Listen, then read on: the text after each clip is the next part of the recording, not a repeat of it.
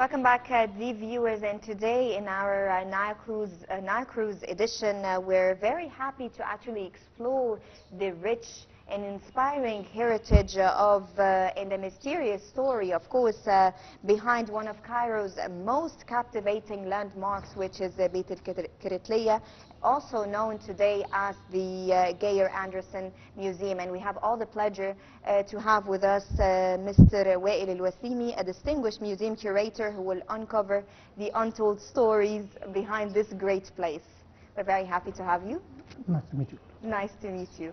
And talking about actually this great place, I don't know from where to start. Like when I came in, the beauty of the architecture and the place itself, the two houses, and how everything is in its place, and the architecture, the everything, and also the carpets and everything. So can you start by telling us about the place and the two houses? Of course, you have a great knowledge of the place, so please share it with us. First of all, this is one of the special places in Egypt. This is two houses established by Egyptian merchants. This is two houses, first one 17th century, second house 16th century. And there is a small room as a bridge between the two houses, established by Egyptian government from the beginning of 20th century, because these two houses was very damaged in this time. So the Egyptian government made this small bridge to connect between the two houses. Egyptian merchants lived here from the beginning, 400 years and 500 years. First house, the first man lived here, Muhammad ibn Gilman al-Gazzar. Second house, Abdul Qadir al-Haddad. Okay. After that, many people lived here since until to beginning of 20th century. Last woman lived in the two houses. One of them, Amna bint Salim. This is the second house from 500 years. This is a woman from Upper Egypt. First house, Zainab. This is for Kiritliya. Yes. Crete house, Crete island beside Greece. So we called all the museum Kiritliya house. This is why we call this is Kiritliya house. Okay. After that, Geyer Anderson came here and applied for housing. Yes, exactly. Just rented the two houses. He was not the owner. He just rented the two houses from Egyptian government from 1935 to 1942, about 7 years. Through this time, he collected many pieces from all over the world. He was a collector, by the way. After he left Egypt in 1942, left everything to Egyptian government, and they had a deal with Egyptian government to make this museum have the name of Geyer Anderson after he left Egypt. Okay, I was just going to ask you if he's not the owner, why was the museum named after him? No, so and you he just rented yes. out for £3 in the month. Wow, that's quite interesting. Yeah.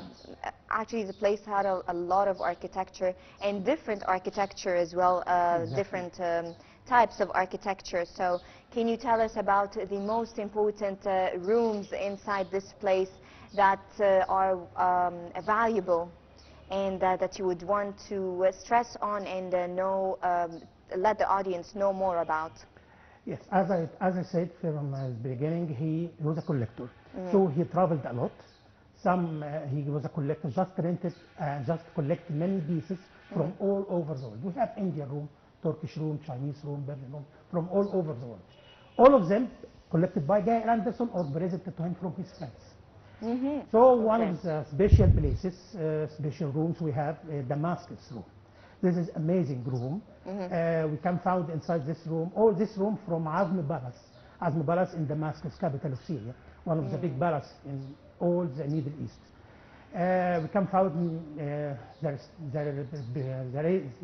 ceiling inside, can find many writing inside. The writing inside, this is Islamic poetry. Wow. You know, we are in this area in Sufi ways. All the area is the Sufi. So we can find Zainab, Sayyida Zainab Square, Sayyida Zainab Mosque. And the mosque, of course, yes. Sayyida Sakina, Sayyida Nafisa, all these houses, all these places. So this is Sufi ways. So we can find all the Islamic poetry inside, especially this room, the Sufi ways, is praising Prophet Muhammad. Of course. Actually, Beit Kretli has been actually surrounded by many legends and many mysterious stories. So can you tell us some of the mysterious stories that nobody knows about or little know about? So the idea of all this site is about spirituality. If behind us, Mosque of Ibn Tulun. This is one of the biggest mosques in Egypt. This is the biggest in Egypt, in Cairo and all Egypt. This Ahmad Ibn Tulun. As I told you, this is sacred place.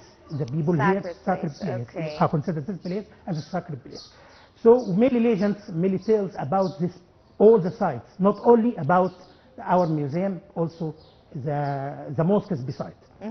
There is a man, his name is Sulaiman Kretli, who's a friend for Gary Anderson, told him a lot of stories, a lot of legends about this place, especially about spiritual stories, you mean? Exactly. Yes. He believed all these legends, Gail Anderson, and came an artist, his name Abu Shanab, made many plates made from copper, and inside this plate can see many legends about Kretli. Especially the original one in Victoria Albert. Victoria Albert is a museum in London, belonging to Gail Anderson. We were just talking about how this place, from the entrance up until we reach this place, it's full of a lot of surroundings that tell the history of Islam and a lot of landmarks for Islam, actually. How do you think Beit Kretli is different from other old houses of Islamic Cairo, like Beit al-Suhaimi and also Beit Zainab Khatoun? This place, Zainab Khatoun and Beit al-Suhaimi, is just a house. Can found the place for men, we call it Salamlik, and the place for women, we call it Haramlik, as just courtyard. All the Islamic house like this, all old houses, not Islamic house, Egyptian houses. This place, you can consider it as a museum and old house, both. Okay. This happened after Geir Anderson lived here. Before Geir, this is two houses, just two houses. After Geir came here and left everything for his collection, after he left, you can consider this place as a museum and the old house. We have about 29 rooms here. Wow. Okay, and actually we cannot skip talking about the movies that were shot in this place. Yes. And they were filmed in this place, and actually it tells a lot about how important and the value of this place that we would want the whole world to know about and to attract visitors, and not only tourists, foreign tourists, but also domestic visitors and Egyptians. Yes. So tell us, first tell us about the movies that were filmed here, and how do you think this is a medium for marketing this place? So, many Egyptian movies and also American movies. About Egyptian movies, all Egyptian know about 18 movies. Wow. There is a film for Suad Hosni. The movie's name is Shafi'a Mitwalli. Shafi'a Mitwalli. Okay. And very famous song, Banu ala asluku banu, is in Arabic. Yes. Okay. Yes, this movie and many movies. Especially movie for Roger Moore, who was here in 1977, The Spy Who Loved Me, was here. Many visitors come here and I show them this movie. This movie. Yeah. And many people come here and know about this movie. And tell us from that, down. of course. Ask, this is Yes. Roger Moore was here. I told them yes. Wow, actually, yes, this is what I'm talking about, is transforming the heritage or the history of this place into mediums like movies and so on to market for this place. Sure. What other mediums do you use actually to market for this place as well? Using social media. You know, this place was famous for the foreigners. Many years, since 6 or 7 years before Corona, especially, we made many things, especially in social media, to make marketing for this place. Yes, of course. Actually, when I came inside, I witnessed a lot of beautiful architecture with the details and the textile and the tables. Everything has details.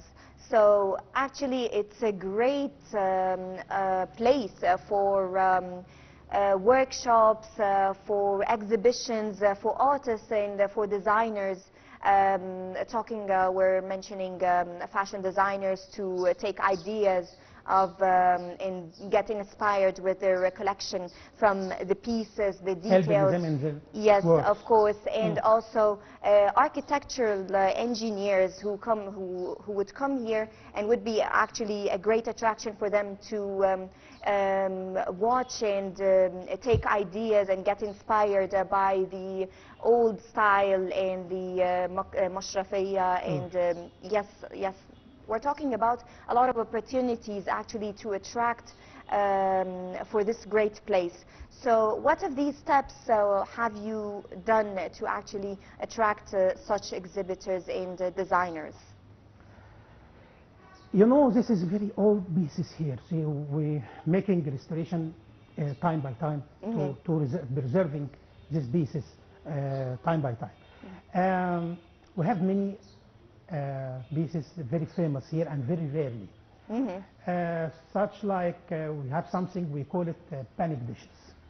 And many people come to us and ask about this something. It's simply dishes made from copper. The writing inside, you can find many writing about, can found many writing inside it, especially is magic words.